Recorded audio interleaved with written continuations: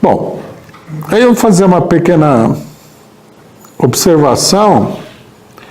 Numa palestra que eu fiz na USP essa semana, uma pessoa questionou a palavra de ordem que nós levantamos, eleições gerais.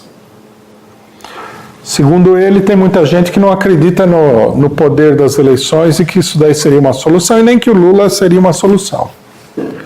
Né? Então,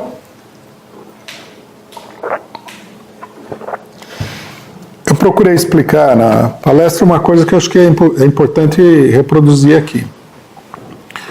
A nossa preocupação é apresentar uma linha de desenvolvimento para um movimento que está crescendo. Não há soluções absolutas para nada. Você derruba o Bolsonaro e não quer dizer que todos os problemas estão resolvidos.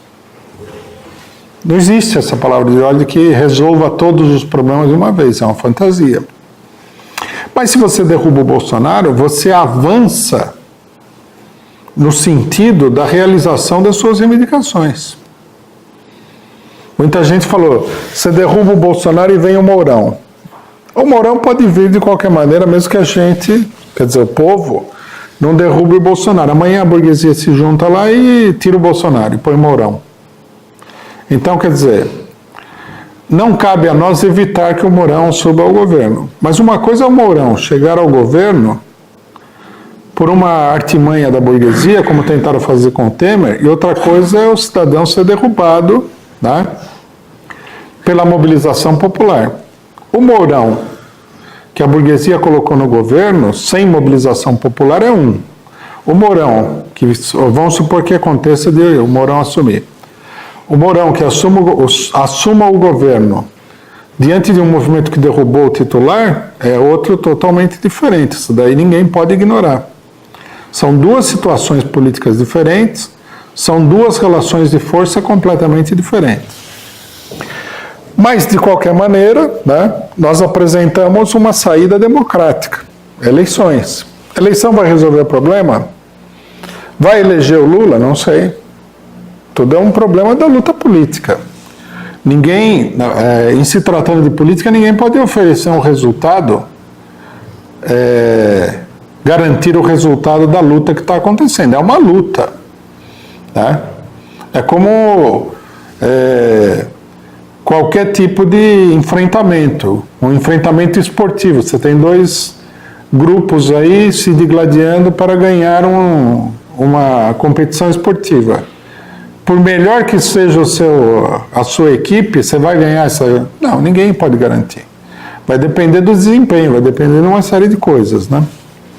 Então, não dá para dizer que se você derrubar o Bolsonaro, entrar o Mourão, o Brasil vai ficar maravilhoso. Mas o que dá para dizer com absoluta segurança é que nesse caminho o povo vai avançando contra os seus opressores e exploradores. Isso dá para garantir em termos absolutos.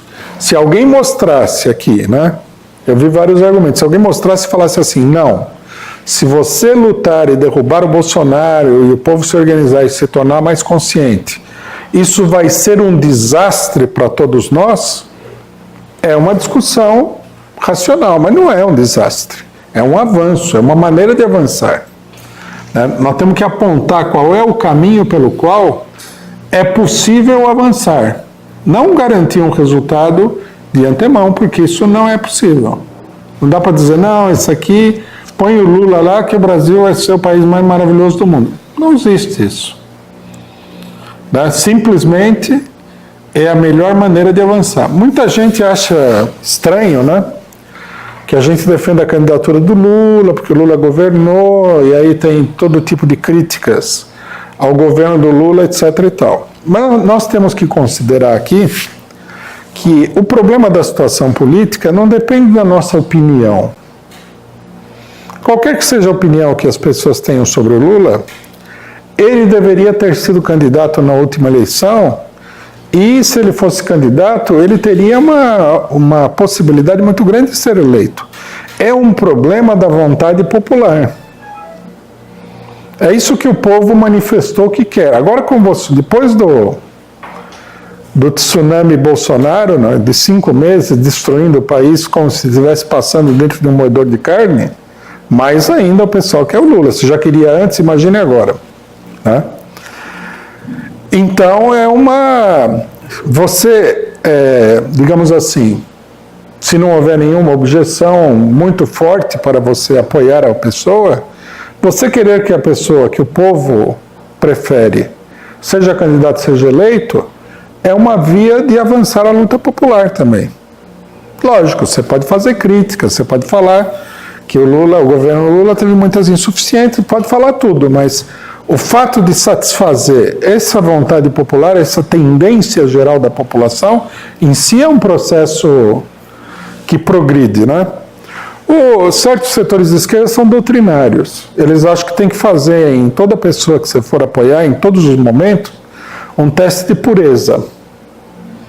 Se a pessoa não tiver pureza acima de 90%, não pode ser apoiada de jeito nenhum. Ele tem que ser puro. E puro aqui significa de um ponto de vista moral. Porque na política não existe esse negócio de puro. É muito difícil de você determinar. Né? A política é muito intrincada, tem muitas variações, muitas combinações, muita complexidade. Então, não dá para você chegar e falar assim, fulano é puro. Né? Vou dar um exemplo aqui do que eu estou procurando explicar. Na Revolução Russa, Lenin propôs, logo que os bolcheviques tomaram o poder, que os russos entregassem ali, sei lá, mais de 1/3 do território russo para os alemães. Quer dizer, não é a proposta de um homem puro, vocês concordam comigo? Porque o homem puro, ele deveria falar, não entrego nem um grão de areia. Esse é o homem puro. Mas Lenin não era um homem puro, ele era um homem político. Ele explicou para os membros do partido dele, para os membros do governo, o seguinte, o exército russo não está em condições de lutar. Se você mandar eles lutarem, eles vão correr para trás, vão abandonar a frente de combate, e os alemães vão entrar no país, vão derrubar o governo aqui. Então, para preservar o governo, para poder lutar no dia de amanhã, nós temos que entregar para os alemães o que eles estão pedindo, preservar a revolução, e depois, mais para frente, a gente recupera aquele terreno. Essa é a política. Né?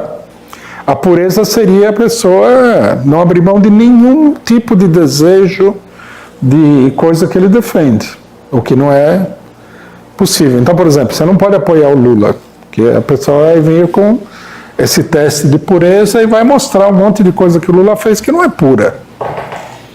Mas nós não estamos preocupados com isso, nós não estamos também dizendo para o pessoal para apoiar o Lula porque ele é um santo de calendário. Não se trata disso.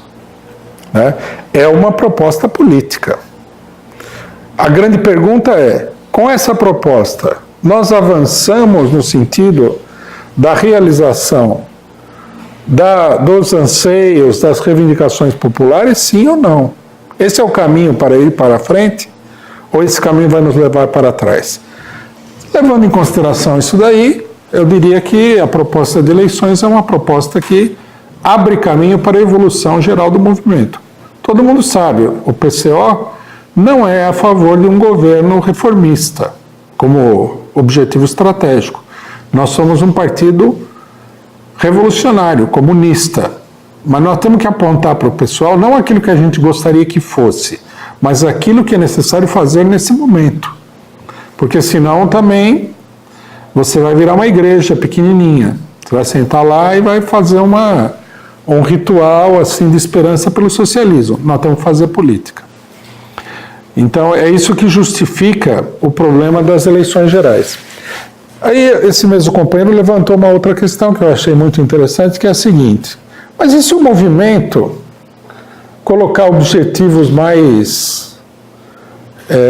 abrangentes e mais audaciosos do que as eleições gerais? Aí eu falei para ele o seguinte, que eu acho que é o raciocínio correto. Nós temos que estar preparados para avançar se o movimento avançar.